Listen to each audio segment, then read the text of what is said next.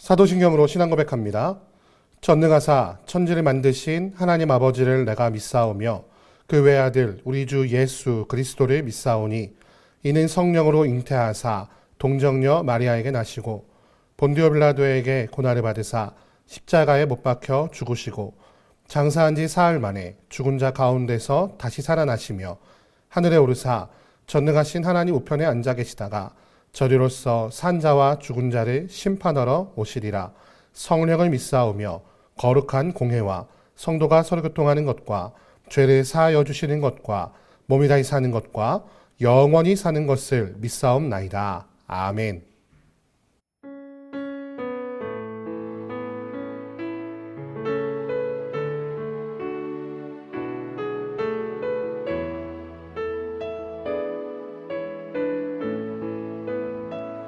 괴로울 때 주님의 얼굴 보라 평화의 주님 바라보아라 세상에서 시달린 친구들아 위로의 주님 바라보아라 괴로울 때 주님의 얼굴 보라 평화의 주님 바라보아라 세상에서 시달린 친구들아 위로의 주님 바라보아라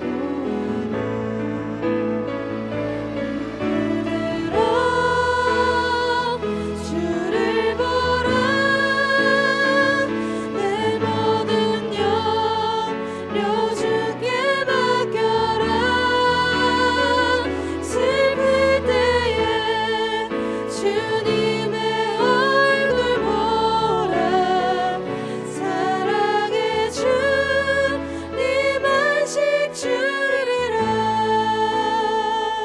힘이 없고 내 마음 연약할 때 능력의 주님 바라보아라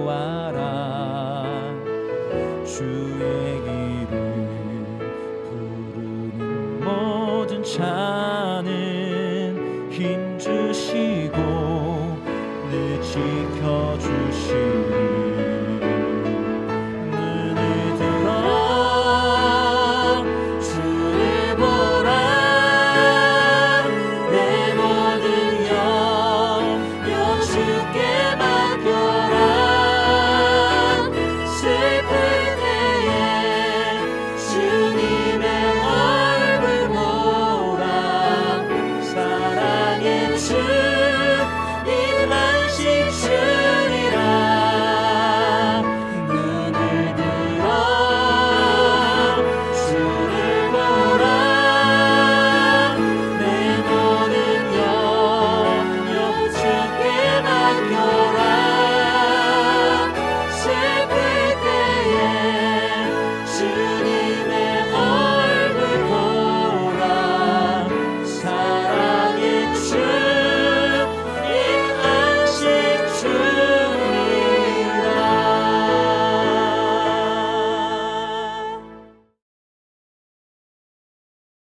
제 13장 형제 사랑하기를 계속하고 손님 대접하기를 잊지 말라. 이로써 부지 중에 천사들을 대접한 이들이 있었느니라. 너희도 함께 갇힌 것 같이 갇힌 자를 생각하고 너희도 몸을 가졌은즉 학대받는 자를 생각하라. 모든 사람은 결혼을 귀히 여기고 침소를 더럽히지 않게 하라. 음행하는 자들과 간음하는 자들을 하나님이 심판하시리라. 돈을 사랑하지 말고 있는 바를 족한 줄로 알라. 그가 친히 말씀하시기를 내가 결코 너희를 버리지 아니하고 너희를 떠나지 아니하리라 하셨느니라. 그러므로 우리가 담대히 말하되 주는 나를 돕는 이시니 내가 무서워하지 아니하겠노라. 사람이 내게 어찌하리요? 하노라. 하나님의 말씀을 너희에게 일러주고 너희를 인도하던 자들을 생각하며 그들의 행실의 결말을 주의하여 보고 그들의 믿음을 본받으라. 예수 그리스도는 어제나 오늘이나 영원토록 동일하시니라. 여러 가지 다른 교훈에 끌리지 말라. 마음은 은혜로서 굳게함이 아름답고 음식으로서 할 것이 아니니 음식으로 말미암아 행한 자는 유익을 얻지 못하였느니라. 우리에게 제단이 있는데 장막에서 섬기는 자들은 그 제단에서 먹을 권한이 없나니 이는 죄를 위한 짐승의 피는 대제사장이 가지고 성소에 들어가고 그 육체는 영문 밖에서 불사름이라. 그러므로 예수도 자기 피로써 백성을 거룩하게 하려고 성문 밖에서 고난을 받으셨느니라. 그런즉 우리도 그의 치욕을 짊어지고 영문 밖으로 그에게 나아가자. 우리가 여기에는 영구한 도성이 없으므로 장차 올 것을 찾나니 그러므로 우리는 예수로 말미암아 항상 찬송의 제사를 하나님께 드리자. 이는 그 이름을 증언하는 입술의 열매니라. 오직 선을 행함과 서로 나누어 주기를 잊지 말라. 하나님은 이 같은 제사를 기뻐하시느니라. 너희를 인도하는 자들에게 순종하고 복종하라. 그들은 너희 영혼을 위하여 경성하기를 자신들이 청산할 자인 것 같이 하느니라. 그들로 하여금 즐거움으로 이것을 하게 하고 근심으로 하게 하지 말라. 그렇지 않으면 너희에게 유익이 없느니라. 오늘 아침에는 히브리서 13장 1절에서 17절 말씀을 가지고 새 언약 백성의 삶과 제사라는 제목으로 하나의 말씀 함께 나누도록 하겠습니다. 오늘 말씀 1절에서 6절 말씀 보니까 구원받은 자, 그러니까 하나님의 예수 그리스도의 보혈로 말미암아 새로운 삶을 얻게 된 사람의 삶에 대해서 권면하고 있는 것을 볼 수가 있는데요. 첫 번째는 형제를 사랑하라 라는 것이고, 두 번째는 손님 대접하기를 잊지 말라 라는 것이었습니다. 그 세 번째는 결혼을 귀히 여겨서 침소를 더럽히지 말라 라고 권면하고 있고요. 마지막은 돈을 사랑하지 말라, 있는 바를 족한 줄로 알라 라고 그렇게 가르치고 있는 것을 볼 수가 있습니다. 이 네 가지가 사실상 히브리 사람들이 죄를 짓기에 굉장히 쉬웠던 내용들에 대해서 말하고 있습니다. 분명히 하나님의 언약 백성인 히브리 사람들은 같은 지파 사람들이 형제를 사랑해야 했지만 그들은 사마리아인들이 피가 섞였다고 해서 그들의 형제를 미워하고 있었습니다. 또한 손님을 대접하지 않고 서로가 미워하고 분열되어 있는 모습을 바라보며 하나님의 사람들은 그렇게 살아가면 안 된다라고 권면하고 있고요. 특별히 모세의 율법을 들어 이혼 증서만 주면 쉽게 이혼할 수 있었던 결혼의 문란함을 지적하고 있습니다. 또한 우리가 잘 알고 있는 것처럼 히브리 사람들, 유대인들이 돈을 사랑하는 거 굉장히 유명하죠. 그처럼 그 시절에도 아마 자신이 나라도 없고 땅도 없고 하니까 돈에 굉장히 집착했던 것으로 보입니다. 또한 제사장들도 돈을 사랑하여서 장사했던 모습들이 성경에 기록되어 있지요. 그처럼 히브리 사람들이 돈을 너무나 사랑하는 것을 지적하며 이 네 가지, 형제를 사랑하고 손님을 대접하고 결혼을 귀히 여기고 돈을 사랑하지 말라라고 지금 권면하고 있는 것을 볼 수가 있습니다. 말하자면 히브리인들이 하나님보다 더 사랑하는 것들, 하나님의 율법을 사랑한다고 말하지만 사실상 율법을 어기면서까지 사랑했던 것들에 대해서 지금 권면하고 있는 것입니다. 그러면서 지금 뭐라고 권면하고 있습니까? 7절 13절 말씀 보니까 영문 밖으로 나가라 라고 말하고 있는 것을 볼 수가 있습니다. 이스라엘 백성들이 출애굽한 이후로 그들의 공동체 안에서 벗어나는 것은 언약 백성에서 벗어나는 것이었기에 그들은 멸망할 수밖에 없는 것이 바로 그들의 공동체 밖으로 나가는 것이었습니다. 그러나 역설적으로 그들을 하나로 공동체를 묶고 있었던 그 율법이 그들이 예수 그리스도를 받아들이지 못하게 하고 온전한 구원을, 또한 복음을 받아들이지 못하게 하고 있었기 때문에 지금 이 히브리서의 저자는 히브리인들에게 오히려 너희를 얽매이고 있는 그 율법의 영문 밖으로 나아가 예수 그리스도를 진정한 구주로 영접하라 라고 권면하고 있는 것이죠. 진정한 구원은 아브라함의 후손이라고 하는 육적인 어떤 그 공동체 안에서 얻을 수 있는 것이 아니라는 것이었어요.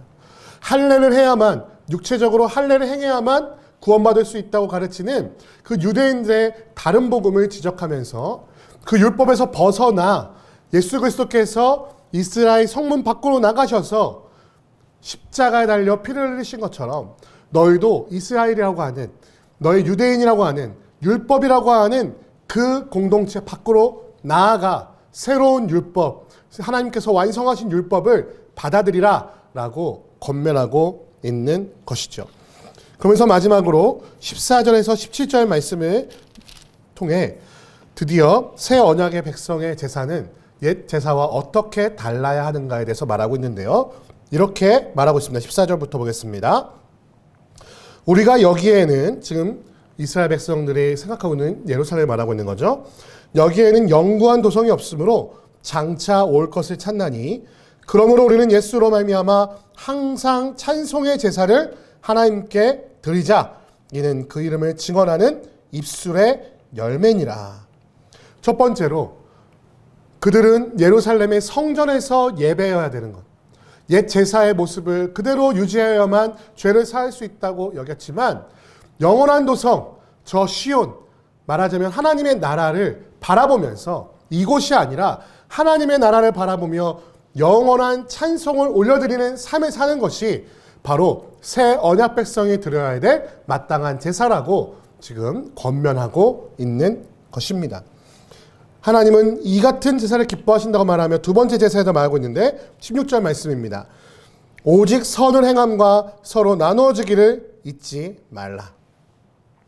하나님께서 명령하신 그 율법을 지키는 것보다 그 율법의 정신, 그리고 예수 그리스도께서 완성하신 그 율법의 사랑의 정신을 지켜내는 것, 선을 행하고 서로를 돌보아 나의 가진 것을 서로 나누기를 잊지 않는 것, 하나님께서는 이 같은 제사를 기뻐하신다라고 권면하고 있는 것입니다. 마지막 세 번째는 무엇입니까? 너희를 인도하는 자들에게 17절입니다. 너희를 인도하는 자들에게 순종하고 복종하라. 그들에게 복음을 전하고 있는 여러 가지 선생들이 있죠. 당시에 사도 바울을 대표로 한 교회 지도자들이 있었어요. 베드로도 있었고요. 또 여러 가지 제자들이 있었는데 그들의 가르침, 말하자면 그들이 전하는 복음에 순종하라는 것입니다. 자꾸만 율법의 이상한 관례들을 갖고 와서 할례 받지 않으면 구원받지 못한다, 제사 드리지 않으면 안 된다 라고 하는 다른 복음을 전하지 말고 너희에게 복음을 전하는 그들 복음에 순종하라. 그것이 너희가 드려야 될 삶의 예배다 라고 권면하고 있는 것입니다. 사랑하는 성도 여러분, 히브리서의 저자는 히브리인들에게 계속해서 그들의 유일한 자랑이자 자존심인 율법에서 벗어나야 한다고 권면하고 있습니다. 히브리인들은 자신들이 선택받은 아브라함의 자손이기에 어떠한 삶을 살아도 하나님은 우리를 구원하실 수밖에 없다라는 착각 가운데 살아가고 있었다는 것이죠. 그러나 진정으로 구원받은 하나님의 공동체는 그렇게 살아가지 않습니다. 오히려 율법이 가르치고 있는, 또 넘어서서 율법이 표현하지 못하고 있는 진정한 하나님의 뜻을 쫓아가며 살아가며 삶의 열매로 하나님을 찬양하고 경배하는 진정한 제사를 드리는 공동체가 바로 새 언약의 공동체라는 것이죠. 그렇게 하나님이 아닌 율법을 붙잡고 있는 히브리인들의 어리석음에서 떠나 새로운 언약 백성의 삶을 살아가는 것이 진정 구원받은 자에게 하나님이 요구하고 있는 삶의 제사라고 히브리서는 우리에게 말하고 있는 것입니다. 사랑하는 성도 여러분, 혹시나 하나님이 원하시는 뜻보다 내가 원하는 것, 내가 원하는 예배, 내가 원하는 삶의 모습을 고집하고 있지는 않습니까? 그것, 내가 생각하는 진리가 진정 하나님의 진리라고 착각하고 있지는 않습니까?